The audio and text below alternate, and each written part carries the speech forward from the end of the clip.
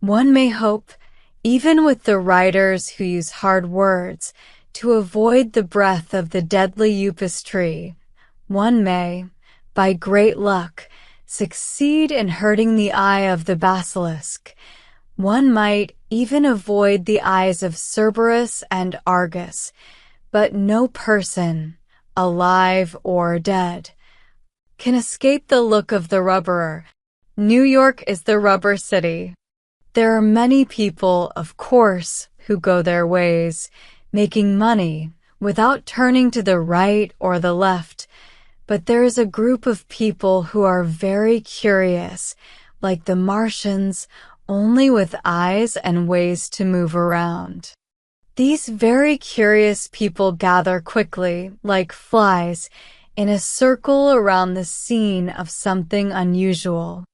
If a worker opens a manhole, if a streetcar runs over a man from North Tarrytown, if a little boy drops an egg on his way home from the store, if a house falls into the subway, if a lady loses a nickel through a hole in her sock, if the police take out a telephone and a racing chart from a reading room, if Senator Depew or Mr. Chuck Connors walks out to take a walk, if any of these things happen, you will see the crazy, unstoppable rush of the rubber group to the spot.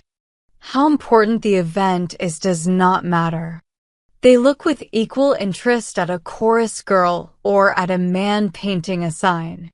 They will make a big circle around a man with a clubfoot just as they will around a broken-down car. They have the love of looking. They are greedy for looking, feasting on the bad things that happen to others. They look and stare with their big eyes like fish at the bait. It would seem that Cupid would find these cold-eyed people too hard to love, but have we not yet to find anyone who cannot love? Yes, beautiful romance came to two of these curious people, and love came into their hearts as they stood around the hurt body of a man who had been run over by a brewery wagon. William Pry was the first one at the spot. He was very good at coming to these events. With a big smile on his face, he stood over the hurt man, listening to his groans as if they were the sweetest music. When the crowd of people became a tight circle, William saw a big commotion in the crowd opposite him. Men were pushed aside like pins by someone moving through them like a fast wind. With elbows, umbrella, hatpin, tongue, and fingernails doing their job, Violet Seymour forced her way through the crowd to the front row. Strong men who had even managed to get a seat on the 5:30 Harlem train moved back like children as she pushed through. Two large lady onlookers who had seen the Duke of Roxburgh get married and often blocked traffic on 23rd Street fell back into the second row with torn shirts when Violet was done with them. William Pry loved her at first sight. The ambulance took away the unconscious man. William and Violet stayed after the crowd left. They were true rubberers. People who leave the scene of an accident with the ambulance do not have real rubber in their necks. The best part is the aftertaste, looking at the spot, staring at the houses opposite, staying there in a dream better than any other. William Pry and Violet Seymour were experts at looking at accidents. They knew how to enjoy every part of it. Soon they looked at each other. Violet had a brown birthmark on her neck as big as a silver coin. William stared at it. William Pry had very bad legs.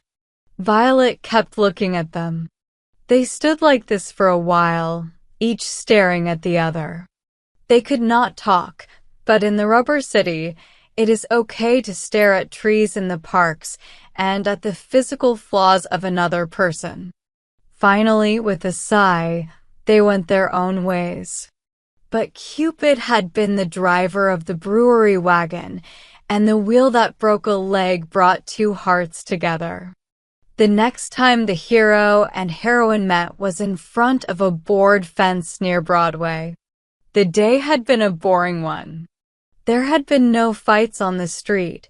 Children stayed away from the wheels of streetcars. Crippled people and fat men in loose shirts were few. Nobody seemed to want to slip on banana peels or fall down with heart disease. Even the man from Kokomo, Indiana, who says he is a cousin of ex-Mayor Lowe and throws nickels from a cab window, had not shown up. There was nothing to look at, and William Pry was feeling bored. But he saw a big crowd pushing and shoving excitedly in front of a billboard. Running fast towards it, he knocked down an old woman and a child with a bottle of milk and fought his way into the crowd. In the front stood Violet Seymour with one sleeve and two gold teeth missing, a corset steel puncture, and a sprained wrist, but she was happy. She was looking at what was happening. A man was painting on the fence. Eat bricklets, they fill your face. Violet blushed when she saw William Pry. William poked a lady in a black silk coat in the ribs, kicked a boy in the shin, bit an old man on the left ear, and moved closer to Violet. They stood for an hour looking at the man painting the words. Then William couldn't hold back his love anymore. He touched her on the arm. "Come with me," he said. "I know where there is a bootblack without an Adam's apple." She looked up at him shyly, yet with clear love on her face. "And you have saved it for me?" she asked, trembling with the first happy feeling of being loved. Together they hurried to the bootblack stand. They spent an hour there looking at the unusual boy. A window cleaner fell from the 5th floor to the sidewalk beside them. As the ambulance came loudly, William squeezed her hand happily. "For ribs at least and a big break," he whispered quickly. "You're not sorry that you met me, are you, dear?" "Me?" said Violet, squeezing his hand back.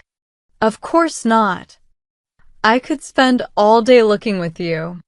The best part of the romance happened a few days later. Maybe the reader will remember how excited the city got when Eliza Jane, a black woman, was given a subpoena. The Rubber Tribe camped on the spot. With his own hands, William Pry placed a board on 2 beer kegs in the street across from Eliza Jane's house. He and Violet sat there for 3 days and nights. Then a detective decided to open the door and give the subpoena. He called for a camera and did it. 2 people with such similar tastes could not stay apart for long. As a policeman drove them away with his stick that evening, they promised to marry.